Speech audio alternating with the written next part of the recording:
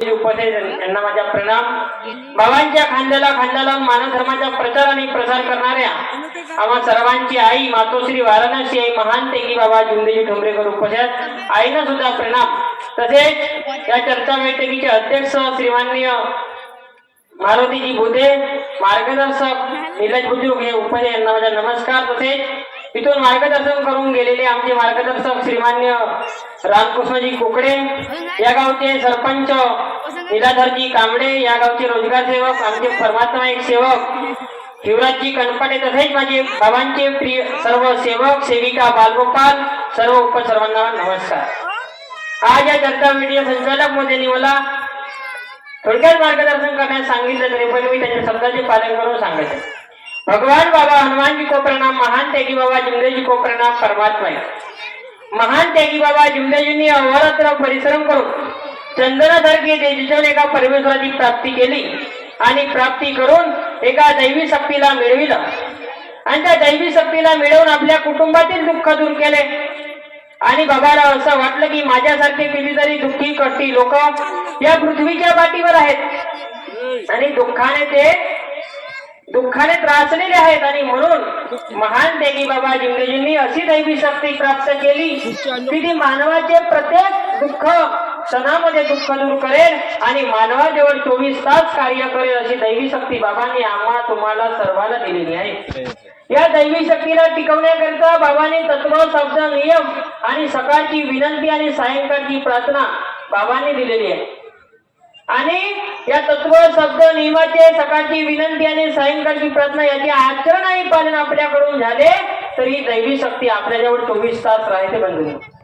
या दैवी शक्तीचा अनुभव प्रत्येक सेवकाला प्रत्येक सेवकिनीला आलेला आहे।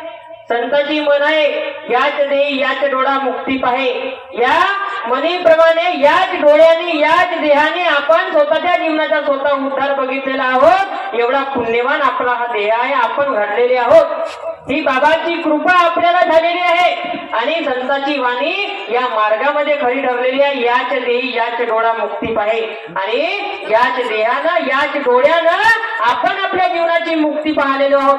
आपण दुःखाने त्रासले होतो, अनेक वाईट वाण्याकडे गेलो, पण कुठेही समाधान झाला नाही। शेवटी या मार्गामध्ये आलो आणि आपले दुःख 40 वर्षाचे दुःख एका मिनिटामध्ये दूर झाले। म्हणजे आपल्या जीवनाचा उद्धार झाला की नाही झाला? झाला। आपल्या जीवनाचा उद्धार झाला। मग या मार्गाचा उद्धार कोणाला करायचा आहे? तर आपल्याला करायचा आहे। या मार्गाचा प्रचार कोणाला करायचा आहे? तर आपल्याला करायचा आहे। तर याप्रमाणे एक शिकारी त्या शिकारीसाठी वनभर फिरतो वनवनी, त्याप्रमाणे हा प्रत्येक सेवक दुःखी होता त्यावेळी दुःखाच्या पासून अनेक वैद्यवाण्याकडे जात होता। कशासाठी? माझे दुःख दूर झाले पाहिजे। अनेक डॉक्टर उपचार केला, अनेक वैद्यवाणी केले, पण समाधान होत नव्हता। या मार्गामध्ये आलो तेव्हा समाधान झाला। ही बाबाची कृपा आपल्याला आपल्या जीवनामध्ये मिळालेली आहे। या कृपेला आपल्याला टिकवून ठेवायचं आहे। फिराचारी धामा शोधून या पायी, अशी कृपा सेवकांनो जगामध्ये नाही। आणि अशी कृपा आपण कुठेही फिरलो पण कुठेही मंदिर मस्जिद किंवा वनोवनी किंवा पहाडीवर आपल्याला भेटली नाही, तर महान त्यागी बाबा जुंदेजींना प्रत्येक आत्म्यामध्ये ही कृपा दिलेली आहे। अनेक वालाई असेल पण त्यालाही समाधान मिळतो।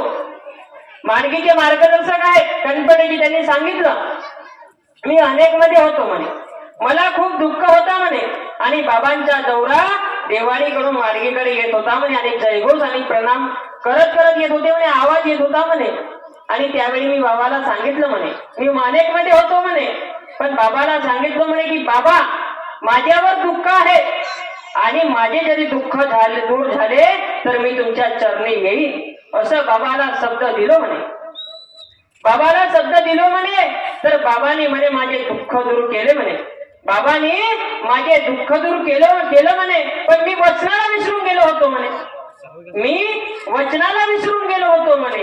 पण बाबांनी ज्यावेळी मला आठवण करून दिली म्हणे जागृतीच्या याच्यातून, आणि मला आठवण झाली म्हणे, तेव्हा मी या मार्गावर आलो भाऊ म्हणे।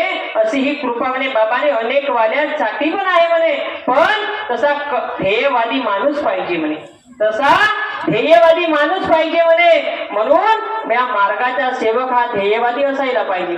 माणूस आहे, मानवी जीवन आहे. या जीवनामध्ये अनेक दुःख येतात, अनेक संकट येतात, पण त्या संकटाचा सामना आपण भगवान बाबा हनुमानजी हा नाव घेतलो तर त्या संकटाचा सामनाही आपण करू शकतो. पण आपण भगवंताच्या नावालाच विसरून जातो. भगवंताची विनंती प्रार्थना आपण करू शकत नाही. एवढी वेळ सेवकाकडे राहत नाही. पण म्हणून संकट आताच्या काळामध्ये धकाधकीचा युग आहे. आताच्या काळामध्ये खूप वाईट परिस्थिती चालू आहे आणि कुठेही जायचं जरी असला तर सर्वप्रथम भगवान बाबा हनुमानजीला, महान त्यागी बाबा जिमदेवजीला जयघोष करा आणि सांगा की भगवान बाबा हनुमानजी, मी फलाण्या जागी जाता हूं, मी इथं जाता हूं, तिथं जाता हूं आणि माझ्यासाठी रस्ता तुम्ही मोकळा करून द्या. तो स्वयं भगवान बाबा हनुमानजी, महान त्यागी बाबा जिमदेवजी रक्षा करणारे ते आहेत बंधूंनो. आणि म्हणून आपण या युगामध्ये सत्संग सत्कार्याशिवाय, परमेश्वरी कार्याशिवाय उपाय नाही. आणि म्हणून प्रपंच साधून बाबांनी सांगितलं परमार्थ करा आणि जो कोणी परमार्थ करेल त्याच्या जीवनाचा उद्धार झाल्याशिवाय राहणार नाही. आणि म्हणून बाबांनी आपल्याला सांगितलंय, बाबांनी आपल्याकडून कसल्याही प्रकारची भिक्षा घेतली नाही, दान घेतलं नाही, काही घेतलं नाही, पैसाही मागितला नाही. त्यावेळी महान त्यागी बाबा जिमदेवीचा दौरा आपले चौधरी यांच्या घरी झाला. त्यावेळी त्यांनी बाबांना ना आईला कपडे घेतले. त्यावेळी त्यांनी बाबाने आई आंघोळीला गेले.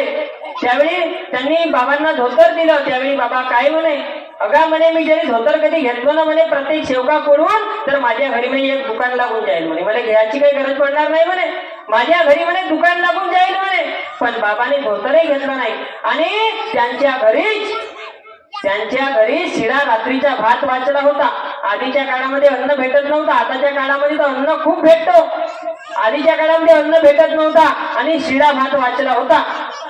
तेव्हा बाबांनी सांगितलं हा शिळा भात म्हणे प्रत्येक सेवकाला द्या, तोपर्यंत गरम भात मांडायचं नाही म्हणे. आणि बाबांनी पण शिळा भात खाल्ला होता.